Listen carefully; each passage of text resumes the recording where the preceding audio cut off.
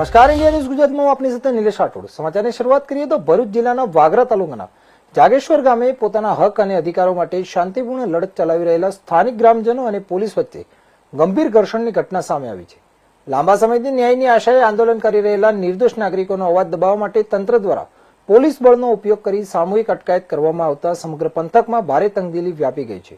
આ લોકશાહીમાં પોતાની જમીન, રોજગાર અને મૂળભૂત અધિકારો માટે અવાજ ઉઠાવવો એ દરેક નાગરિકોનો બંધારણીય અધિકાર છે. પરંતુ જાગેશ્વર ગામની પરિસ્થિતિ જોતા એવું લાગી રહ્યું છે કે વહીવટી તંત્ર જનતાનો અવાજ સાંભળવાને બદલે સત્તાના જોરે તેને દબાવવાનો પ્રયાસ કરી રહ્યું છે.